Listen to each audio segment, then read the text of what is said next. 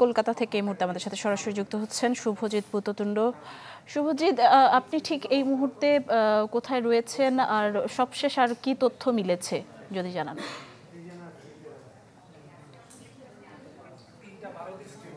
দেখুন, Sanjiva garden gate number 4 এর ঠিক পিছনেই রয়েছে কিন্তু BU56 6 নম্বর টাওয়ারের 56 নম্বর যে আবাসন তার BU ফ্ল্যাট, সেখানেই কিন্তু এখনো পর্যন্ত যে ফরেন্সিক টিম কাজ করছে। ফরেন্সিক টিম আবার একটা টিম কিছুক্ষণ আগেই ঢুকেছে এখানে এবং সিআইডি টিম এসেছে, কলকাতা পুলিশ রয়েছে, ব্যারাকপুর পুলিশ কমিশনার রয়েছে, নিউ টাউন পুলিশ কমিশনার রয়েছে, তার সাথে একটা বিশাল পুলিশ বাহিনী রয়েছে। সেন্ট্রাল কিন্তু কাজ করছে গত 4-5 দিন ধরে। সেন্ট্রালের যে গোয়েন্দা দপ্তর তারাও প্রচন্ড ভাবে অ্যাক্টিভ রয়েছে।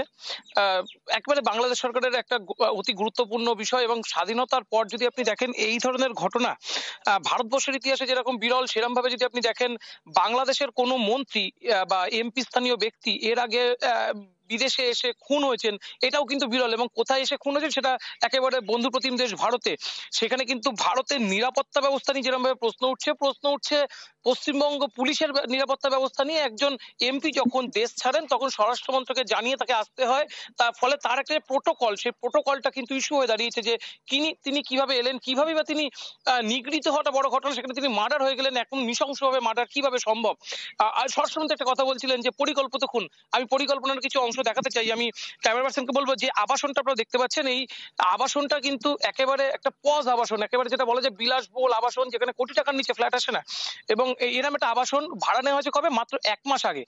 মাত্র 1 মাস আগে এরকম একটা আবাসন ভাড়া নেওয়া হয়েছে, যে আবাসনে যে যতদূর শোনা যাচ্ছে একটা মদ্যপানের আসরের খবরও শোনা যাচ্ছে, যদিও সেটার কনফার্মেশন কোনো জায়গা থেকেই পাওয়া যায়নি। তবে যেটা শোনা গেছে সেই আসরের মধ্যে, তো মদ্যপানের আসরের মধ্যেই মাথায় কোনো ভারী জিনিস দিয়ে আঘাত করা হয়, থেতলে খুন করা হয় এবং তারপরেই একেবারে সেই দেহ টুকরো টুকরো করে ট্রলি ব্যাগে ভরে বাইরে পাচার করা হয়। অর্থাৎ যে প্লটটা সাজানো হয়েছিল সেই প্লট কিন্তু কোনোভাবেই একদিনে এই প্লট সাজানো সম্ভব না।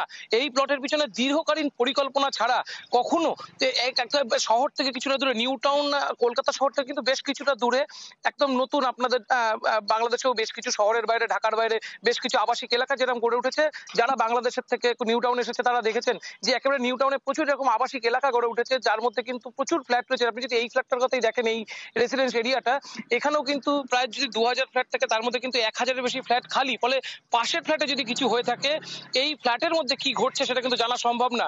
এবং বাংলাদেশি একজন নাগরিক, এই ফ্ল্যাট একজন এক্সাইজ ডিউটি অফিসার, যার ফ্ল্যাট একজন এক্সাইজ অফিসার, তার ফ্ল্যাট ভাড়া নিলেন, কোন ডকুমেন্টের বেসিসে ভাড়া নিলেন সেটা নিয়েও কিন্তু প্রশ্ন উঠছে যে বাংলাদেশে একটা নাগরিককে কিভাবে ফ্ল্যাট ভাড়া দেওয়া হলো। এবং সেখানে একাধিক মানুষ ঢুকছেন। আপাতত তো সিসিটিভি ফুটেজ, এই আবাসনের যেসব সিসিটিভি ফুটেজ সেগুলো খতিয়ে দেখার কাজ চলছে। যে অস্ত্র দিয়ে খুন করা হয়েছে সেই অস্ত্র খুঁজে বার করার কাজ চলছে। এবং যে রক্তের যে চাপ দাগ একদম ঘরের ঘরের বেসিনের তার থেকে শুরু করে বিভিন্ন ঘরের অংশে পাওয়া গিয়েছে, সেগুলো কিন্তু খুঁজে বার করার যে কাজ সেগুলো কিন্তু ফরেন্সিক ডিপার্টমেন্ট করছে। ফিঙ্গারপ্রিন্ট মেলানোর কাজ সেটা কিন্তু এখনো পর্যন্ত শুরু হয়েছে। আপাতত ডিএনএ যে স্যাম্পল মেলানোর কাজ, ডিএনএ স্যাম্পল ম্যাচিং, সেটাও হয়তো শুরু হয়ে যাবে আজকালের মধ্যে যদি তার পরিবারের থেকে কেউ এসে পৌঁছায়।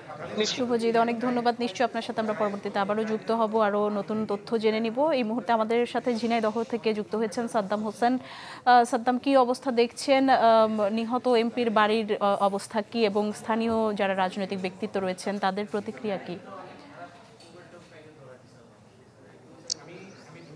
নিশ্চয়, আসলে আপনি যেমনটি বলছিলেন, এই তিনবারের নির্বাচিত সংসদ সদস্য আনোয়ারুল আজিম আনানের মৃত্যুর সংবাদের পর থেকেই পুরো জেলা জুড়েই কিন্তু একটি শোকের ছায়া নেমে এসেছে এবং তার শুভাকাঙ্ক্ষী রাজনৈতিক লোক, পরিবার পরিজন সকলের মধ্যেই কিন্তু একটি তাদের মধ্যে একটি শোক ছায়া নেমে এসেছে। এবং তিনি কিন্তু একজন তৃণমূল পর্যায় থেকে এই সংসদ সদস্য হয়েছেন, প্রথমে কমিশনার, তারপর উপজেলা চেয়ারম্যান এবং পরবর্তীতে তিনি কিন্তু সংসদ সদস্য হয়েছেন। ফলে কিন্তু তার অনেক শুভাকাঙ্ক্ষী এবং নেতাকর্মীরা রয়েছেন। এই সংবাদের পর থেকেই তার যে বাসভবন রয়েছে, তার কালীগঞ্জ উপজেলার যে বাড়ি, সেই বাড়ির সামনে কিন্তু শত শত নেতাকর্মীরা এসেছেন এবং সকলে এসেছেন এবং তারা কিন্তু একটি কথাই বলছেন যে আসলে তিনি রাজনৈতিক কারণে হত্যা হয়েছে নাকি ব্যবসায়িক কোনো কারণে হত্যা হয়েছে, এটি খুব দ্রুততার সময়ের মধ্যেই তদন্ত করে দোষীদের গ্রেপ্তার করে শাস্তির আওতায় আনার দাবি কিন্তু তারা জানাচ্ছেন। এবং এই নিহত সাংসদের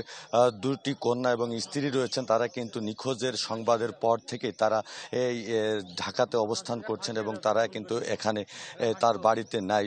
ফলে তার অন্যান্য যে স্বজনরা রয়েছে তারা কিন্তু এখানে এসেছেন এবং বেশ আহাজারিও চলছে সকাল থেকেই।